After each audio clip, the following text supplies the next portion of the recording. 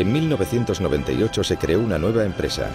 Su misión iba a ser organizar la información del mundo y hacerla accesible y útil para todos. Se calculó que tardaría unos 300 años en alcanzar esa meta.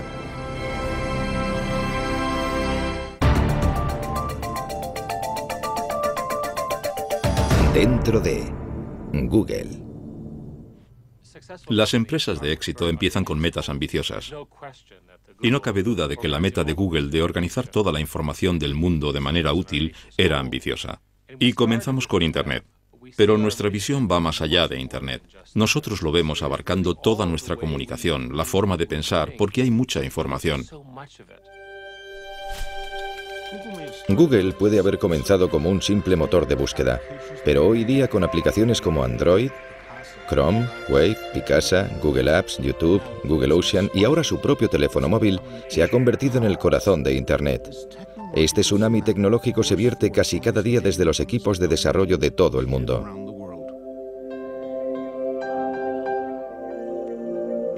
En el proceso, Google se ha convertido en la aspiradora global de los datos digitales. Se calcula que maneja 20 petabytes de datos al día, el equivalente a 130.000 millones de fotos o 5.000 millones de canciones en un iPod. También gestiona más de 1.000 millones de búsquedas al día, y esas búsquedas dejan una huella digital de cada persona que visita el sitio. Una de las cosas interesantes de las búsquedas en Google es que realmente es una base de datos de intenciones. Es una increíble colección de lo que estás pensando en cada momento, basándose en lo que estás buscando, en lo que estás escribiendo en los emails. Y cualquier institución con acceso a este tipo de información puede tener poder sobre ti o tener un efecto negativo potencial sobre ti. ¿Sabes lo que puede ser esto? ¿Sabe alguien lo que es esto? Los fundadores de Google, Sergey Brin y Larry Page. En todo el mundo la gente entra en Google.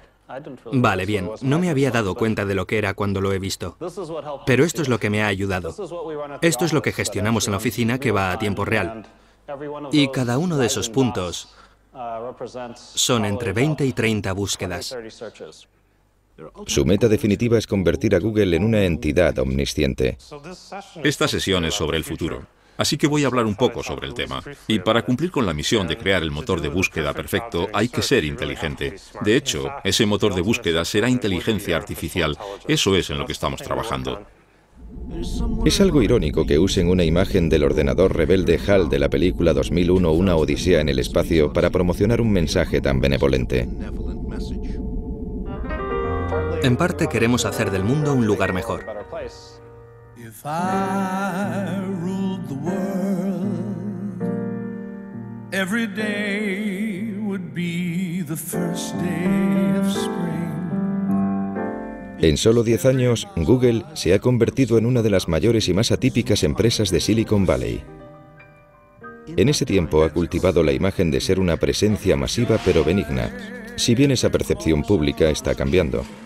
Cuando Google comenzó a escanear y digitalizar millones de libros, diversos autores y editores, en lugar de alegrarse, iniciaron una serie de demandas por la violación de derechos de autor. Poco después de que se lanzara Google Noticias, Google se convirtió en el objetivo de una condena por parte de los medios impresos, que lo acusaron de eliminar sus ingresos publicitarios y de ser responsable del desplome de los ingresos editoriales. O con la página YouTube, propiedad de Google, la industria de la música y la televisión vio un competidor muy peligroso que minaba sus métodos tradicionales para hacer dinero. Y cuando Google comenzó a fotografiar las calles, los defensores de la privacidad pusieron el grito en el cielo. Sea cual sea la forma en que se expanda Google, siempre parece estar acompañado de caos y descontento. Y cuando la polémica surge, Google recurre al lema corporativo nacido de la aversión de uno de los primeros empleados de Google a la jerga corporativa. Yo venía de Intel y tenía la idea metida en la cabeza de que no quería trabajar en empresas grandes. Me interesaba algo un poco más provocativo, algo más interesante, algo que causara controversia. Y allí sentado en la reunión estaba intentando pensar en algo interesante y lo que me vino a la cabeza fue simplemente no seas malvado. Cuando llegué pensé que era una broma. Pensé que era una historia de marketing interno de la empresa. Y un día estaba sentado en la sala, nunca lo olvidaré. Estábamos hablando de publicidad y uno de los ingenieros, Ron, dio un puñetazo en la mesa y dijo, «Eso es ser malvado». Y de repente se hizo el silencio. Era como si todo el mundo hubiera saltado por la mesa y se hubiera escondido debajo. Y de repente centró la conversación en si este cambio en concreto era positivo o negativo para los clientes. Y acabamos no implantándolo por esa razón. No es un mal lema, pero está mal planteado, porque es cada vez más difícil decir que uno no es malvado al pensar en el alcance de distintas actividades en las que participan los proveedores de servicios. Ya no se trata solo de búsquedas. El motor de búsquedas Google nació en ese centro de innovación tecnológica que es el Departamento de Informática de la Universidad de Stanford. Larry Page y Sergey Brin se conocieron en la universidad en 1995. Tenían mucho en común. Sus padres eran profesores universitarios y sus madres científicas. Ambos nacieron en 1973. Ambos crecieron con ordenadores y amaban todo lo relacionado con ellos. Nuestro programa de doctorado es muy selectivo. No fue como si al presentarse el primer día yo dijera, «Oh, vaya, es la persona más inteligente que he visto en mi vida». Héctor García Molina era uno de los asesores de Sergey Brin. Trabajaba con él en problemas de extracción de datos. Lo que destacaba de Sergey era su edad. Cuando llegó como estudiante de doctorado tenía 19 años. Eso era lo primero que se te quedaba al verle, que era un chico muy joven que sabía mucho y era muy inteligente. Sergey Brin, nacido en Rusia, era un prodigio de las matemáticas, amante de la natación y la gimnasia. Larry Page era el inventor que quería cambiar el mundo. En un momento dado, no sé muy bien cuándo, conectaron y empezaron a trabajar juntos en el motor de búsqueda. Crearon el primer motor con piezas de ordenador sueltas, algunas de ellas prestadas del departamento de la universidad. Tras agotar sus ahorros, se les ocurrieron ingeniosas soluciones para sus limitados presupuestos. Y entonces Larry descubrió que podían ahorrar dinero comprando los discos individuales sin las cajas. Y construyeron su propia máquina obteniendo más almacenamiento por el mismo dinero. Con una estructura hecha con bloques de juguete y la salsa de su algoritmo secreto, al que llamaron Backrap, elaboraron un revolucionario motor de búsqueda. Se veía enseguida que el orden de las páginas era mucho mejor que el que estaba ofreciendo Altavista. A mediados de los 90, Altavista, como casi todos los buscadores, solo buscaba texto, ordenando los resultados según la cantidad de veces que aparecía la palabra clave. El motor de búsqueda de Larry y Sergey era mucho más sofisticado, gracias a un algoritmo matemático que se fijaba en la cantidad de links de entrada y salida de las páginas web. Cuantos más links, mayor era el rango.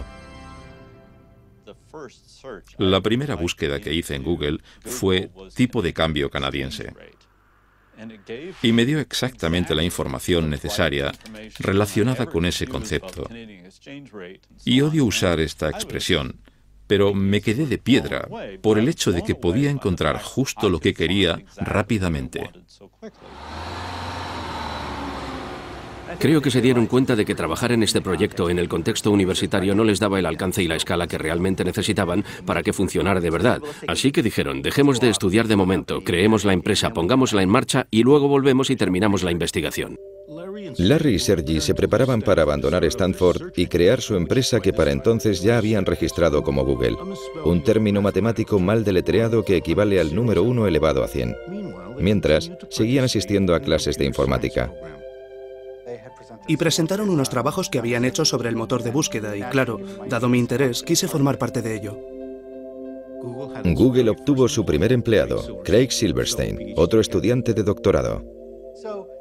Al principio éramos 3, y parecía que eso iba a ser así por mucho tiempo. Nos preocupaba mucho el ambiente.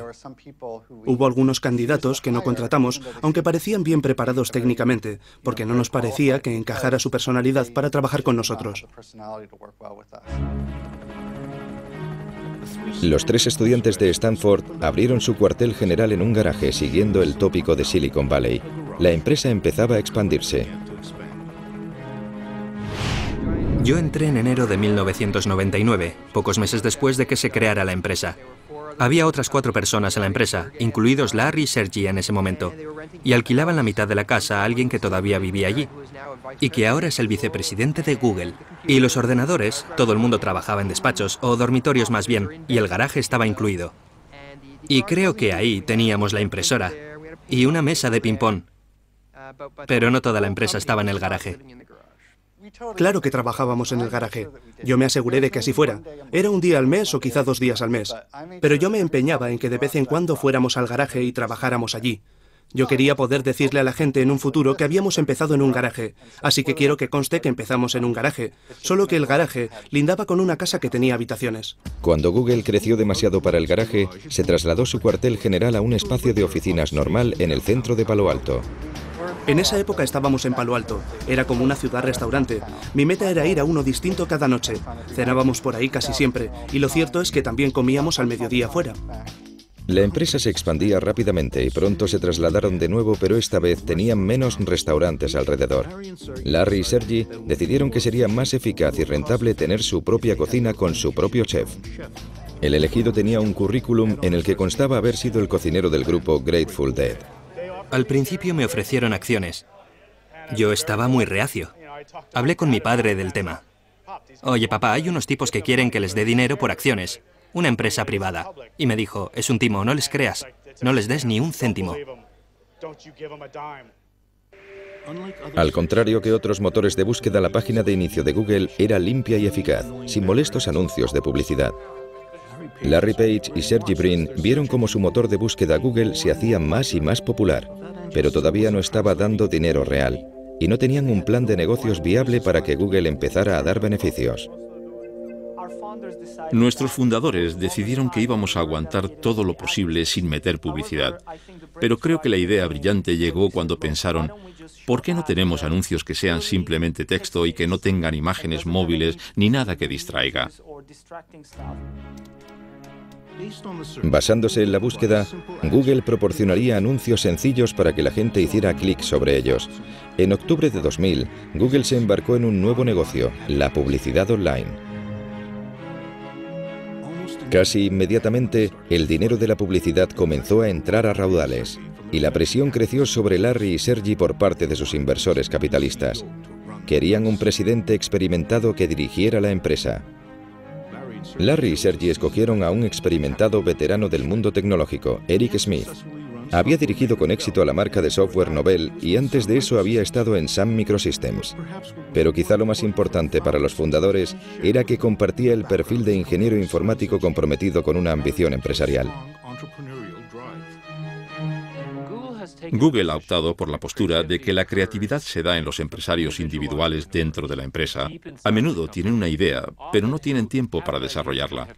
Así que inventamos un concepto llamado 20% de tiempo. Y el personal técnico de la empresa le animamos a que pase el 20% de su tiempo profesional con cosas que le parezcan interesantes a ellos, no a nosotros. El empleado número 23, Paul Bacate, creador del lema "No seas malvado", fue también el ingeniero que en un solo día inventó Gmail, un programa de correo electrónico interno para usuarios de Google. Había muchas objeciones para crear Gmail, pero una de las principales es que con el correo electrónico no se podía hacer dinero. Pero había una idea por ahí que decía que quizás podríamos hacer publicidad personalizada. Por ejemplo, si te llega un mail sobre un viaje para esquiar, te salgan anuncios sobre equipos de esquí o guantes o algo relacionado. Decidió intentar escribir algo de código para ver si era posible que los ordenadores de Google escanearan los mensajes de Gmail y mostraran anuncios adecuados. Cuando llegué al día siguiente, la gente estaba muy exaltada con el tema. No todos para bien. Algunos lo consideraban una idea terrible. Lo que recuerdo de las reuniones, que fueron hace más de un año, es el constante debate sobre las características, si este tipo de publicidad funcionaría y todo eso.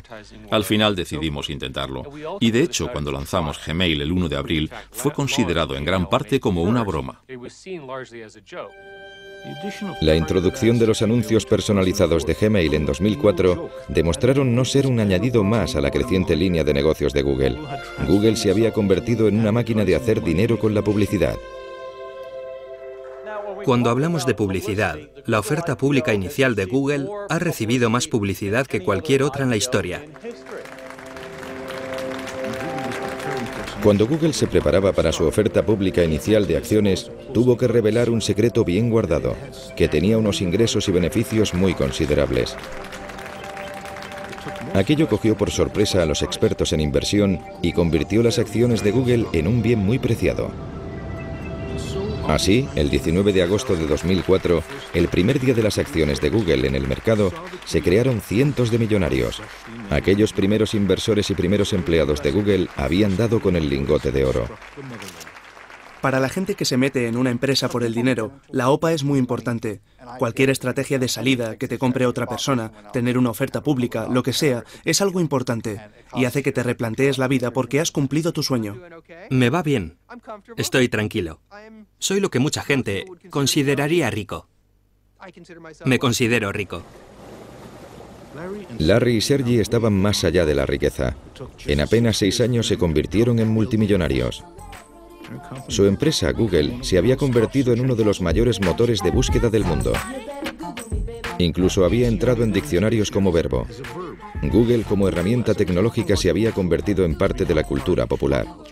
Y la percepción de los jóvenes de que la empresa era una mezcla de residencia universitaria con un paraíso friki hacía que recibieran más de 1 millón de solicitudes de trabajo al año.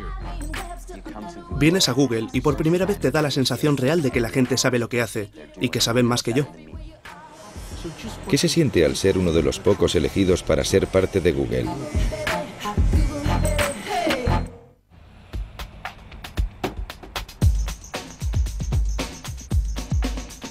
El Googleplex, como llaman a las instalaciones de Google sus usuarios, está creado para hacerles sentir los mejores y los más inteligentes. Merecedores de comida gratis, un servicio subvencionado de masajista, lavandería gratuita y una barbería sobre ruedas. Creo que una de las mejores cosas de Larry y Sergey es que fueron muy inteligentes y muy brillantes, pero creo que de lo mejor que han hecho es asegurarse de estar rodeados de la gente más inteligente y brillante que pudieran encontrar. Google recibe más de 1 millón de solicitudes de empleo al año, pero para entrar a formar parte de los 20.000 empleados de la empresa hay que pasar por un interminable laberinto de pruebas y entrevistas. Regine Seth, otro licenciado en informática de Stanford, había trabajado en empresas de alta tecnología antes de intentarlo en Google. Creo que me hicieron alrededor de 10 y 15 entrevistas, y la última fue por fin con Larry. Así que un día vine y me senté en el despacho de Larry Page para tener una entrevista con él. Y me preguntó cosas difíciles. Yo no sabía cómo me había salido, pero al parecer le gusté lo bastante como para que me ofreciera un puesto. Entre los empleados más valorados de Google, justo por debajo de los ingenieros informáticos, están los APM, o Managers de Producto Asociados. En gran medida, Google contrata a asociados como yo, recién licenciados, para poder inculcarles de alguna manera, como a mí, la forma en la que Google quiere que se comporten. La mayoría son jóvenes, recién licenciados con un expediente académico increíble y se les da una gran cantidad de responsabilidad y autoridad nada más empezar su carrera. No estamos dando mucha prioridad a eso ahora mismo, porque no pensamos que vaya a poder sustituir a la página de inicio desde el primer día. En la cosecha más reciente de APMs hay un canadiense, Jeff Harris. El trabajo que estoy haciendo es de manager de producto asociado, diseñado para gente con una formación técnica, pero que en el día a día no tiene por qué trabajar con código. Mi trabajo al final es comunicarme con los ingenieros que sí trabajan con código constantemente y asegurarme de que todos ellos estén trabajando para el mismo fin. Acabo de cumplir los 22. Creo que la mayor sorpresa al trabajar en Google es ver lo abierto que es respecto a todo lo que hacemos. Puedo mirar en nuestra web interna y ver detalles de todos los proyectos, algo genial desde el punto de vista organizativo. Puede que Google sea transparente internamente, pero como muchas otras compañías técnicas de Silicon Valley, es muy sensible sobre lo que pueden informar los extraños. Tanto el código en las pantallas de los ordenadores como los garabatos de las pizarras que parecen estar por todas partes. Creemos que hay que tener pizarras por todas partes, porque eso fomenta la creatividad. Puedes dibujar cosas, comunicar ideas y trabajar con otras personas en esa idea. ¿Se puede publicar en programación el lanzamiento al mismo tiempo o...? Sí. Muchas veces la gente saca el teléfono, hace una foto de la pizarra y la envía por email. Eso acaba siendo parte de las notas de una reunión. Además de las pizarras y la comida gratis por todas partes, otra característica de las oficinas de Google es la ausencia de papel. Nosotros trabajamos en gran medida sin papel. Una de las cosas que hacemos aquí es dar portátiles a los empleados para que se los lleven a las reuniones. Las notas se toman electrónicamente para poder compartirlas automáticamente con la gente. Existe un apetito insaciable por lo nuevo y lo innovador que abarca un amplio espectro de tecnologías. Google siempre está al acecho. Obviamente no todo se inventa en Google. También tenemos equipos que buscan tecnología punta en empresas pequeñas que podamos elegir, comprar, que podrían aprovechar la infraestructura de Google. Con dinero y acciones de sobra, Google puede adquirir las empresas que más le interesen. Así fue como YouTube se convirtió en un producto de Google, así como Google Earth y Picasa, además de un procesador de textos llamado Writely. Writely era un procesador de textos online. Lo abrías como una página web y funcionaba como un Word. Google se fijó en él porque estaba consiguiendo fama. Google compró Writely y contrató a sus fundadores para que lo siguieran desarrollando.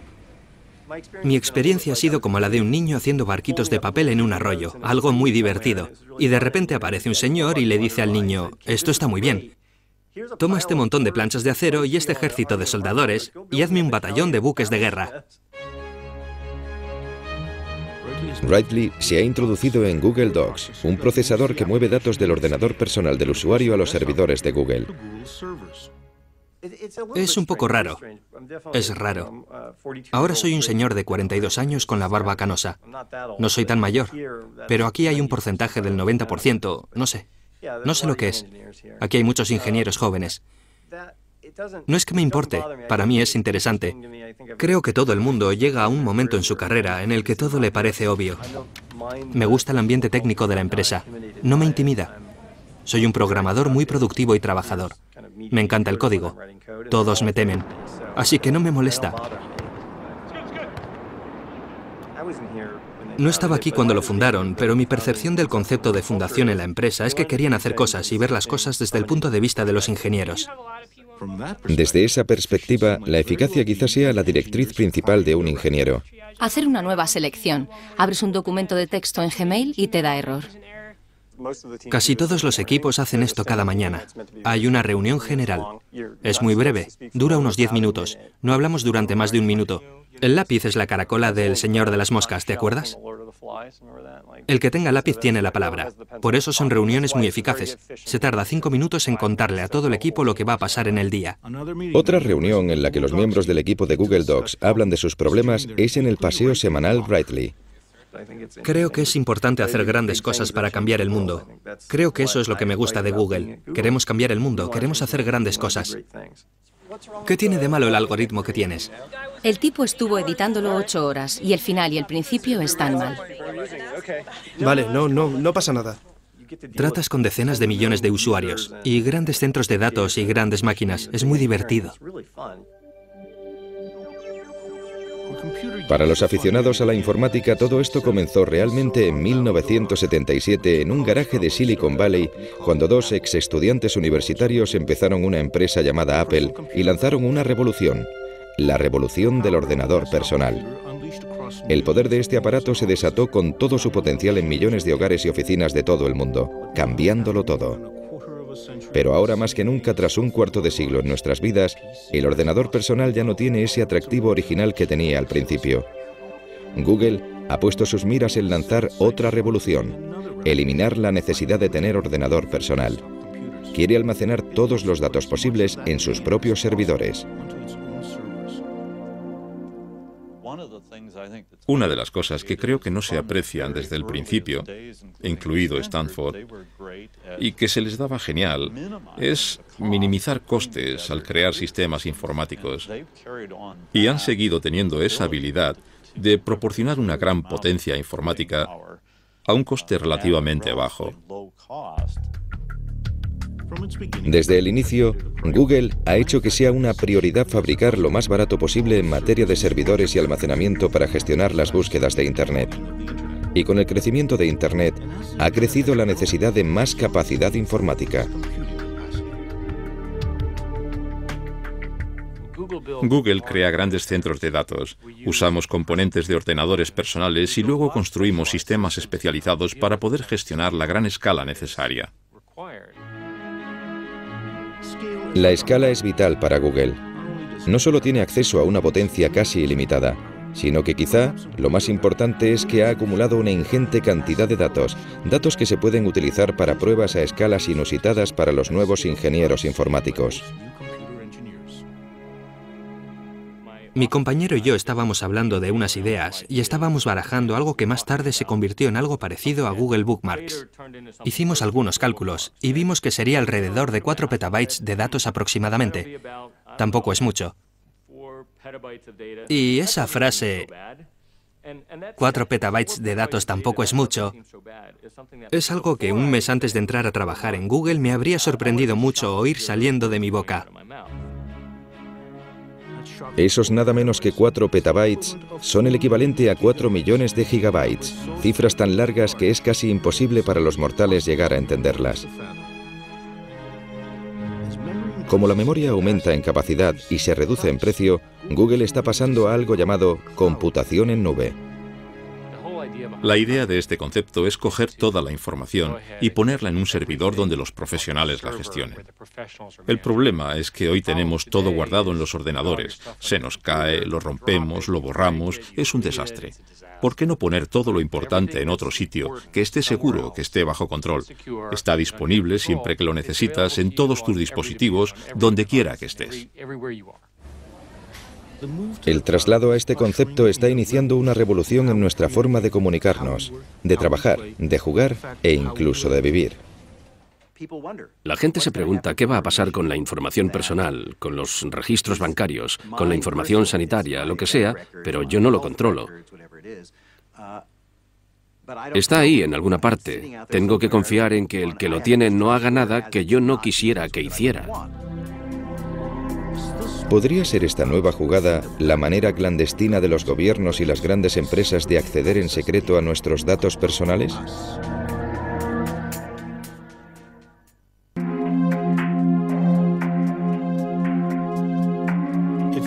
Si todos los datos digitales de todas las personas se almacenan en nubes, ¿dónde están estas nubes? Una de ellas ha bajado la falda de las montañas Blue Ridge en Carolina del Norte. Esta zona fue el corazón de la fabricación de muebles de Estados Unidos.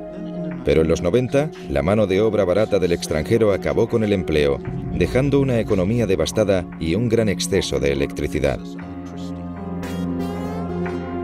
Y resulta que los centros de datos informáticos son voraces consumidores de electricidad para poder alimentar a los servidores y enfriar las grandes cantidades de agua necesarias para la refrigeración. La ciudad de Lenoir tenía de sobra de ambas cosas, y a finales de 2005 Google llegó, pero llegó camuflado y en secreto. Desde la perspectiva de Google, al menos como yo lo veo, era que la carrera para construir estos centros de datos era tan intensa y la información, al menos para ellos, tan confidencial, que no querían que sus competidores se enteraran de lo que estaban haciendo. TJ Rohr es abogado y miembro del Consejo Municipal de Lenoir City. Él participó activamente en las negociaciones a puerta cerrada con Google. Nos daban datos que no podíamos contarle a nadie. Google tiene una actitud de o lo tomas o lo dejas. Estas son nuestras condiciones, si las quieres bien y si no, nada. Los desesperados funcionarios locales y estatales estaban ansiosos por llegar a un acuerdo que trajera a Google a este devastado condado. Le ofrecieron a Google una exención fiscal de 30 años en propiedades y equipo. En un periodo de 30 años, se calculaba que eran como $165 millones. De estos almacenes digitales que cuestan unos 600 millones de dólares cada uno, fluye un río de datos. Aquí están los correos electrónicos, las fotos, la música, los vídeos, los mapas y las búsquedas que han hecho de Google el gran recolector de información. Google no quiere divulgar cuántas granjas de servidores tiene por todo el mundo, pero se rumorea que hay alrededor de 30, todas conectadas digitalmente y firmemente plantadas en tierra. Pero eso podría cambiar. Google ha enviado la patente para crear centros de datos en alta mar. Alimentados con las últimas tecnologías en control de energía de olas, los servidores de Google estarían en barcazas. La expectativa es que los servidores marinos sean mucho más baratos de mantener, ya que desde luego no habría que pagar impuestos de propiedad inmobiliaria. Todavía queda por desarrollar el modelo, pero Google es una corporación a la que le gusta ir rápido en lo que respecta a la tecnología punta. No obstante, se tomaron su tiempo para abrir las oficinas en China. El crecimiento del uso de Internet en China es increíble. En 2009 los usuarios de Internet eran más numerosos que toda la población de Estados Unidos.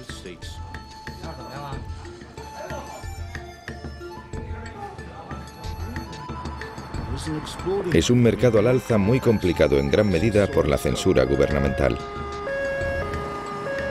Tardamos en entrar en China. Tardamos porque nos preocupaban sus leyes de protección de contenido.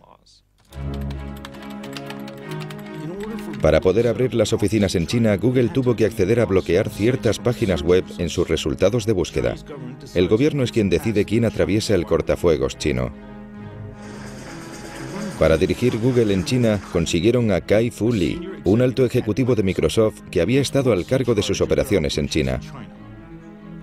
En 2005, Kai-Fu Lee se encontró en el papel de Noogler o novato en Google. Cuando entré en Google, usé la palabra shock para describir lo que vi. Y creo que fue una combinación de cosas, una combinación de los valores de Google y lo joven y feliz que era la empresa. Mi meta es que el ambiente en la oficina de China sea lo más parecido posible al ambiente de Mountain View. Es imposible que sea exactamente igual, porque la cultura china y la americana son muy distintas. Nada separa más a estas culturas que los usuarios reales de Internet. El usuario medio en China tiene 25 años, mientras que en los Estados Unidos es de 42. La diferencia es sustancial y los patrones de uso son muy distintos. Los chinos son más jóvenes. Prefieren entretenimiento, juegos, música, vídeo. Hacen menos búsquedas y comercio electrónico. De la misma manera, cuando usan Internet, tienden a querer algo muy recargado y emocionante, en oposición a las interfaces más sencillas. Los cibercafés están repletos de jóvenes y muchos de ellos están aquí porque en casa les prohibirían jugar a estos juegos y ver estas películas. Lo que no parece estar prohibido ni aquí ni en casa es descargar música ilegalmente.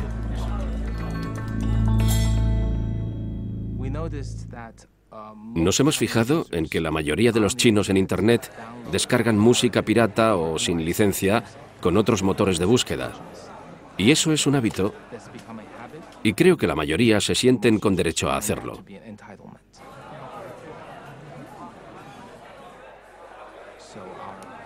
Nuestros esfuerzos por crear un pago por descarga o un servicio de suscripción acabaron con una conclusión clara. No íbamos a conseguirlo. Un ingeniero de Google y un manager de producto usaron su 20% de tiempo para crear Google Music, para descargar música gratuitamente con el apoyo de la mayoría de las discográficas. Esperamos que la fórmula no solo tenga éxito y sea popular, sino que sea rentable para las discográficas, para nuestro socio y para nosotros. Mientras el gobierno chino parece tolerar la piratería musical, muestra menos paciencia con Google, acusando recientemente al buscador de difundir pornografía. Google está registrado en China, así que hemos de seguir sus leyes. Sean cuales sean. Nuestros empleados son ciudadanos chinos. Ellos tienen que seguir la ley china donde quiera que trabajen.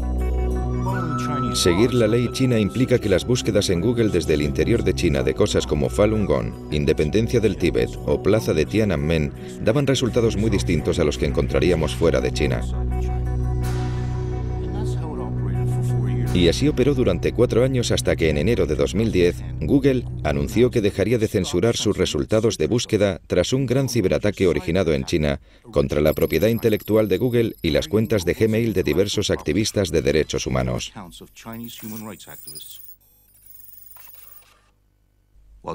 China insiste en que su ley ha de obedecerse, pero Google advirtió que si las discusiones con el gobierno chino para operar un buscador sin filtros no daban frutos, la empresa cerraría su sede en China. No obstante, no hubo negociaciones con el gobierno estadounidense cuando poco después de los atentados del 11S en 2001, aprobó una ley por la que se concedía más autoridad de vigilancia, permitiendo un acceso sin precedentes a la presencia digital de la gente. Y estos poderes son muy amplios ahora mismo. Van desde obtener el acceso a los informes crediticios sobre personas hasta acceder a sus datos de comunicación. A más en general, poder enviar una carta a cualquier poseedor de datos y exigirle que revele toda la información sobre determinada persona sin comunicárselo a ella, sin decírselo a nadie. Esa es la idea de la Carta de Seguridad Nacional. En el Centro de Privacidad de Datos Electrónicos en Washington, el director Mark Rottenberg se muestra preocupado por la nueva información digital migrando a granjas de servidores en nube. No digo que el gobierno no deba tener acceso a esa información en las circunstancias adecuadas. De hecho, en algunos casos es vital perseguir el crimen y favorecer las investigaciones. Pero necesitamos perspectiva, responsabilidad, transparencia.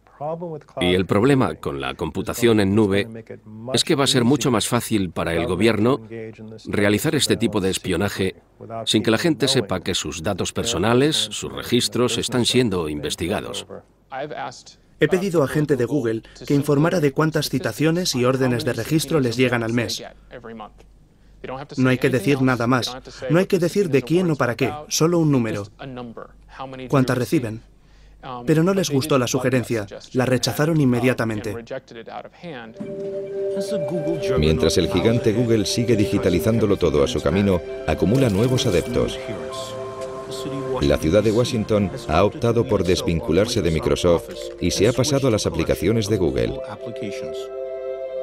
Su oferta de una vida más barata, segura y colaborativa en su nube demostró ser demasiado jugosa como para rechazarla. El factor de la confianza es vital para toda la marca. Si Google quebrantara la confianza de alguien, la prensa nos destrozaría y de repente la gente retendría su información, dejarían de buscar, nuestros ingresos bajarían, sería terrible, terrible para la empresa y terrible para ellos. Por eso nos lo tomamos muy en serio. Hay gente que no confía en este altruismo inocente, de que realmente creamos productos que mejoran a los usuarios. Ven intenciones ocultas, de que intentamos controlar el mundo, cosas así. Pero ¿qué puedo decir? Procedemos de entornos académicos, no pensamos de esa manera. Pero Google también tiene que preocuparse de un grupo de principiantes dispuestos a cambiar el mundo de las búsquedas. Descartando el modelo original de Google de un buscador de datos, se están acercando a la misma idea desde otro ángulo. Quieren controlar el poder de lo que se conoce como la sabiduría de los amigos. Creo que este es el sitio que va a definir los próximos años lo que Internet y el mundo van a ser. ¿Por qué entonces algunos de los grandes representantes de la búsqueda social son extrabajadores de Google listos a retar a su ex empresa?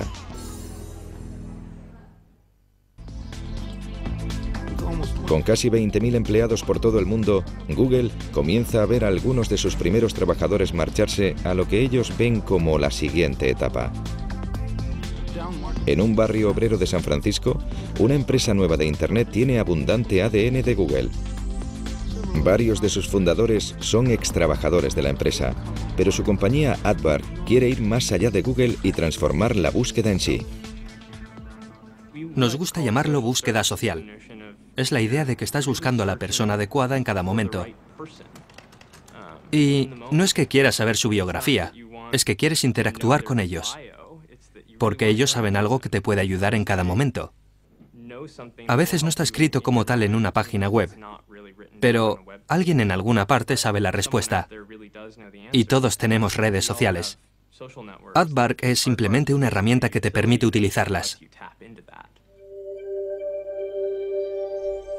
No lejos de allí, en un centro industrial en Silicon Valley, hay otra empresa de redes sociales con su propia e impresionante lista de ex-Googles que incluye a Paul Buckett, el hombre que acuñó quizá atinadamente el famoso lema de Google, "No seas malvado". Su pequeña empresa llamada FriendFeed está desarrollando un servicio de redes sociales que comparte y guarda lo que los amigos escuchan, leen y comentan en Internet. Ninguno sabemos lo que va a pasar, pero en muchos aspectos eso es lo divertido de crear una empresa. En una gran empresa puedo predecir fácilmente lo que va a pasar al año que viene, pero al crear una empresa no sabes lo que va a pasar mañana. El año que viene podría ser un gran éxito o un gran fracaso. Google ha estado observando a FriendFeed para una posible adquisición, pero antes de que FriendFeed llegara a su segundo año, fue engullida por una red social llamada Facebook. Se cree que por $50 millones. Facebook, fundada por un exalumno de Harvard en 2004, ha experimentado un crecimiento explosivo y representa un gran reto para Google.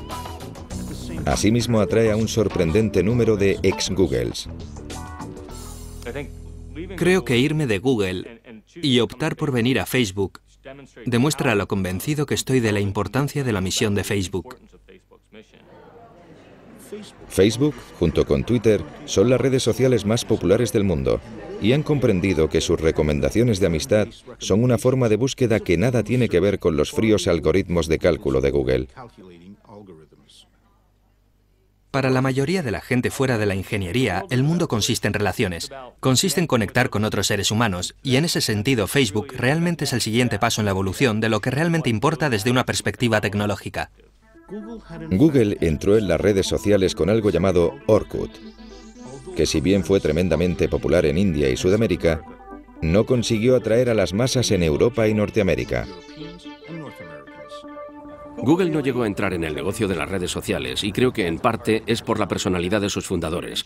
Creo que son ingenieros y ya sabes, no es prioridad charlar con sus amigos, sino obtener información del mundo científico. Eso es lo que les importa. Creo que en cierto sentido tenían el prejuicio de que esto no era algo interesante, que no era importante. ¿Por qué iba a querer nadie perder el tiempo con eso? Y claro, el mundo ha adoptado Facebook y Twitter y todas esas cosas, y Google tiene los medios técnicos para hacerlo. Sí, podemos poner cosas como Twitter en Gmail, podemos poner Facebook en aplicaciones que tenemos Orkut, pero creo que realmente la empresa no quiere eso. No es la prioridad de la empresa, se trata de la información, de toda la información mundial. Google realmente opina que los datos van a aportarle un gran beneficio a la sociedad. La empresa opina de veras que va a encontrar la manera de hacer que los datos mejoren nuestras vidas, que las haga más fáciles, tomar mejores decisiones. Lo creen de verdad. Por ejemplo, con las tendencias de la gripe, opinan que al hacer seguimientos de búsquedas como tos y otros problemas médicos, van a detectar los brotes de gripe, van a poder mejorar las intervenciones sanitarias y así morirá menos gente. Cuando Google lanzó su OPA, Larry y Sergey escribieron personalmente una carta explicando sus aspiraciones futuras. Google no es una empresa convencional y no pretendemos serlo. La misión de Google es recoger todos los datos del mundo y hacerlos accesibles y útiles, y hacerlos en 300 años yendo más allá de la búsqueda en sitios de Internet, tanto fotografiando calles como digitalizando libros o convirtiendo dispositivos móviles en portales de Internet, o creando el mayor depósito de vídeo del planeta en su propia nube. Google sigue siendo un fenómeno tecnológico, pero su futuro está en algo bastante poco científico: la confianza. Eso es lo que hace que les demos nuestros datos para que los mantengan alejados de hackers y espías del gobierno.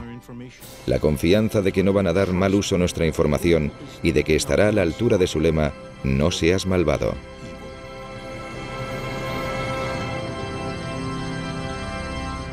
En febrero de 2010, la empresa de red social Aardvark fue adquirida por Google por $50 millones. If I ruled the world, there'd be happiness trust that no man could end.